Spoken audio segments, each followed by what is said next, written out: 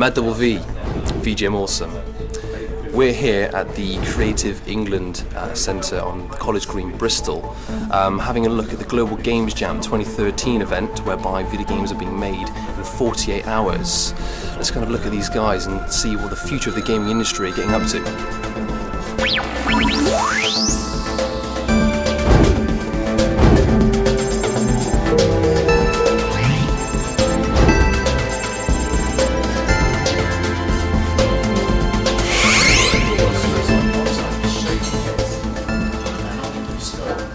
Game startups come out of game jams that we've been involved in, and that's always really exciting to see. It's a great place where, you know, people who have complementary skills can get together, realise that, you know, they work well together and just take a bash at it and have a go at it, which is always the best way to make games.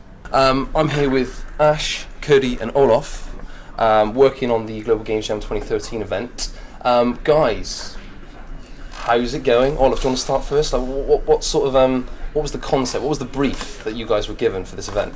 The brief was heartbeat, just one word, heartbeat, and basically we had to come up with a concept around anything that has to do with that word, really.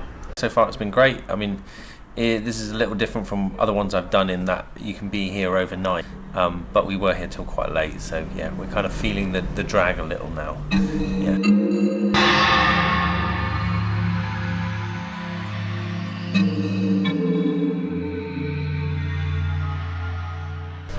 So how have you guys adapted the brief so far? Like how have you taken that idea of just the heartbeat, and what are you using to sort of adapt that idea into your game? We decided to go with a sort of survival horror thing to begin with. We were exploring concepts of undeath, and eventually we settled on going with the sci-fi theme because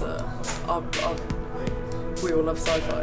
And we were playing around with the idea that, or the concept that when you're inside a spacesuit, the only things you can hear are your heartbeat and your own breathing. I always like to take part in them, so I've produced as many as I've taken part in. Although the Global Games Jams, by contrast, are generally much less competitive than other ones that I've been part of. These are much more about the joy of taking part in it. So yeah, it's nice to get back to doing it, you know, and this is why I started doing game jams. It's always a reminder of the pleasure of making a game, and sometimes in commercial game development you can lose sight of the fun of it in the kind of drudgery and the scheduling and the kind of commercial stuff and publishers sort of demanding changes and all those kind of things that take away from the enjoyment. Game jams remind you that.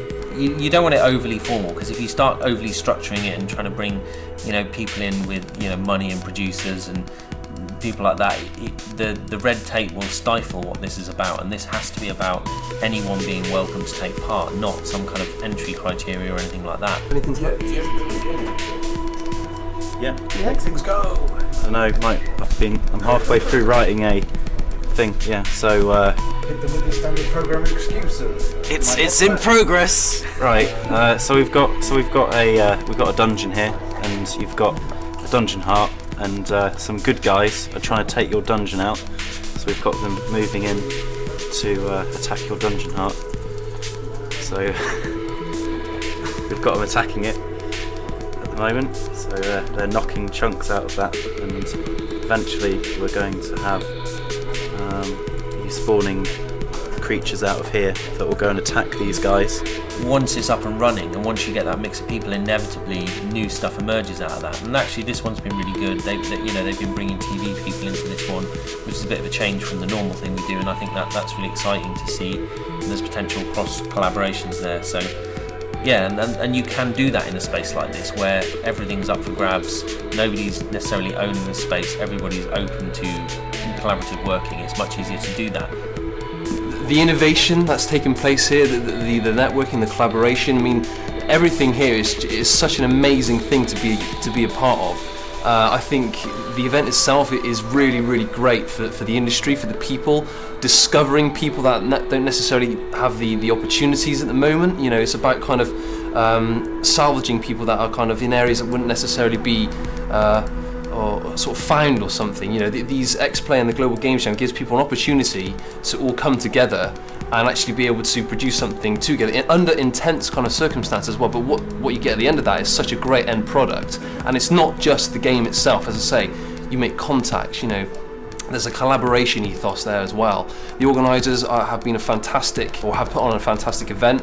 It's just been a real privilege to come down here, and we can't thank the organisers enough and the people for speaking to us. So Global Games Jam 2014, check it out because it's big and this thing is snowballing. It's amazing.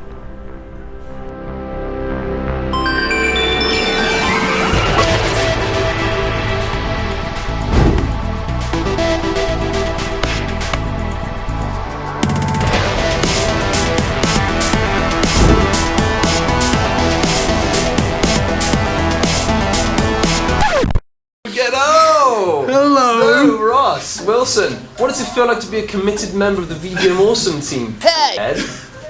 What happened? It's complicated. It's not complicated. You bailed. That's how complicated it is. And I'm never, ever gonna let this thing go. This stays, okay? This stays. I'm angry. This stays. Boom ting. Sorry, You're not even guys. worthy of the boom anymore. You're just a ting. You're just a stick to me now. Okay. You're just a stick. He's just a stick. Not even a stick, like a twig. Boom twig. What's your new name? Okay. Cut.